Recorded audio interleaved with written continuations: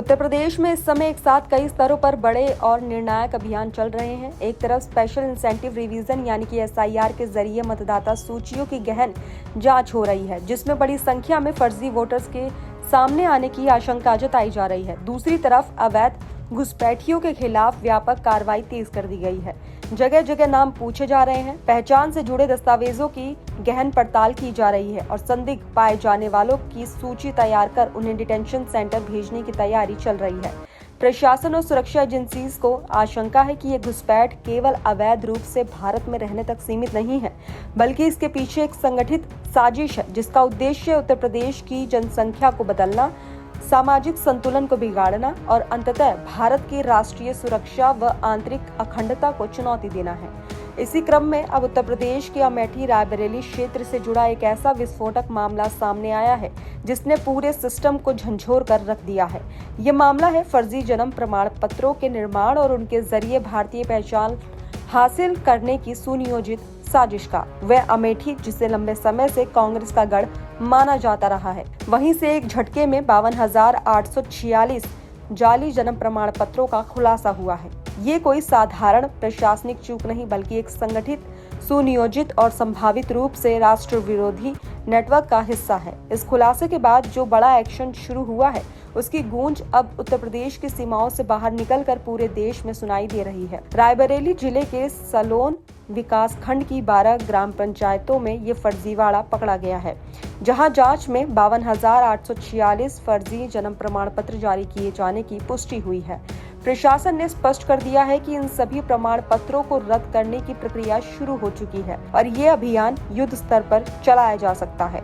ये कार्रवाई इसलिए भी बेहद अहम मानी जा रही है क्योंकि इस पूरे फर्जीवाड़े का खुलासा राष्ट्रीय जांच एजेंसी यानी कि NIA के जांच के दौरान हुआ। SIR अवैध बांग्लादेशी प्रवासियों और रोहिंग्या घुसपैठियों के नेटवर्क की जांच कर रही थी, तभी इस विनाशक जाल की पहली कड़ी सामने आई।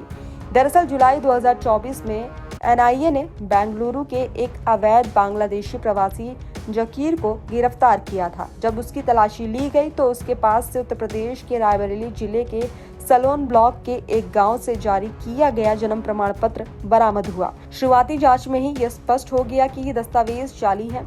यहीं से इस अंतर्राष्ट्रीय जालसाजी की परतें खुलनी शुरू हुई। इसके बाद NIA ने अपनी जांच का दायरा केरल और कर्नाटक तक बढ़ाया। जैसे जैसे राष्ट्र विरोधी गतिविधियों में शामिल संदिग्धों की गिरफ्तारी होती गई, वैसे वैसे ये सामने आता गया कि उनके पास से बरामद कई फर्जी जन्म प्रमाण पत्र एक ही इलाके रायबरेली उन्हीं ग्राम पंचायतों से जारी किए गए थे। जांच आगे बढ़ी तो चौंकाने वाले आंकड़े सामने आए। 52,000 से ज्यादा फर्जी जन्म प्रमाण पत्र। ये स्पष्ट हो गया कि इन फर्जी दस्तावेजों का इस्तेमाल केवल पहचान बनाने तक सीमित नहीं था। इनका उपयोग अवैध विदेशी नागरिकों द्वारा भारतीय नागरिकता जैसी पहचान हासिल करने, सरकारी योजनाओं का गलत तरीके से लाभ उठाने और संदिग्ध अंतर्राष्ट्रीय गतिविधियों में शामिल होने के लिए किया जा रहा है। यही कारण है कि प्रशासन और सुरक्षा एजेंसी इसे सीधे तौर पर राष्ट्रीय सुरक्षा से जुड़ा मामला मान रही है। रायबरेली की मुख्य विकास अधिकारी अंजू लता ने इस खतरे की गंभीरता को समझते हुए पुष्टि की है कि फर्जी प्रमाण पत्रों को रद्द करने की प्रक्रिया आधिकारिक तौर पर शुरू हो चुकी है। उन्होंने बताया कि पिछले 3 दिनों में ही 878 से ज्यादा जाली प्रमाण पत्र रद्द किए जा चुके हैं और इसके लिए एक विशेष टीम गठित की गई है। ये प्रक्रिया तब तक जारी रहेगी जब तक एक फर्जी दस्तावेज को समाप्त नहीं कर दिया जाता। ये कार्रवाई सरकार की जीरो टॉलरेंस नीति का स्पष्ट संकेत है। तो वहीं इस पूरे मामले की जड़ें और भी पहले तक जाती हैं। जिला पंचायती राज अधिकारी सौम्यशील सिंह ने अप्रैल 2025 में ही जिला मजिस्ट्रेट कार्यालय के माध्यम से महानिदेशक को एक विस्तृत और विस्फोटक रिपोर्ट सौंपी थी। इसी रिपोर्ट के आधार पर ऑपरेशन बर्थ राइट शुरू किया गया। जांच में सामने आया कि ये फर्जीवाड़ा केवल कुछ व्यक्तियों का काम नहीं था, बल्कि एक संगठित गिरोह सक्रिय था, जो सरकारी पोर्टल और लॉगिन क्रेडेंशियल्स का दुरुपयोग कर बड़े पैमाने पर जन्म प्रमाण पत्र जारी कर रहा था। ये धोखाधड़ी जिस स्तर पर की गई, वो न केवल प्रशासनिक विफलता का संकेत है, बल्कि देश की सुरक्षा के लिए एक सीधा और गंभीर खतरा भी है। अगर गाँव वार आंकड़ों पर नजर डाले तो इस घोटाले की भयावहता और साफ हो जाती है।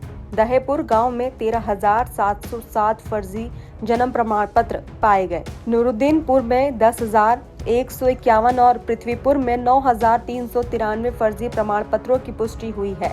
ये आंकड़े बताते हैं कि ये कोई छिटपुट गड़बड़ी नहीं, बल्कि योजनाबद्ध तरीके से सालों तक चलाया गया एक बड़ा खेल था। हैरानी की बात ये भी है कि ये सब उस क्षेत्र में सामने आया है जिसे राजनीतिक रूप से कांग्रेस का गढ़ माना जाता रहा है, जहां से पहले राहुल गांधी और फिर किशोरीलाल शर्मा सांसद रहे हैं। ऐसे में अब ये सवाल भी उठने लगे हैं कि इतने बड़े पैमाने पर ये फर्जीवाड़ा आखिर किसकी सह पर और कैसे चल रहा था। तो वहीं जांच में ये भी सामने आया है कि इस पूरे घोटाले का पर्दाफाश ग्राम विकास अधिकारी विजय यादव, उनके सहयोगी जन सुविधा केंद्र संचालक जीशान और जीशान के बेटे रियाज की गिरफ्तारी के बाद हुआ। 16 जुलाई 2024 को सलोन पुलिस स्टेशन में इस मामले में एफआईआर दर्ज की गई। जांच के दौरान पता चला कि इस गिरोह ने सीआरएस पोर्टल के लॉगिन क्रेडेंशियल्स का खुलेआम दुरुपयोग किया। अब तक 11 जन सुविधा केंद्र संचालकों सहित कुल 15 आरोपियों को गिरफ्तार किया जा चुका है। और ये भी साफ हो गया है कि ये अंतर्राष्ट्रीय गिरोह केवल जन्म प्रमाण पत्र तक सीमित नहीं था, बल्कि फर्जी जाति प्रमाण पत्र, EWS प्रमाण पत्र और अन्य पहचान पत्र बनाकर सरकारी तंत्र को लूट रहा था। तो वहीं इस राष्ट्रीय स्तर के आघात के बाद उत्तर प्रदेश के सभी जिलों में प्रशासन सतर्क हो गया है। पुराने रिकॉर्ड की व्यापक समीक्षा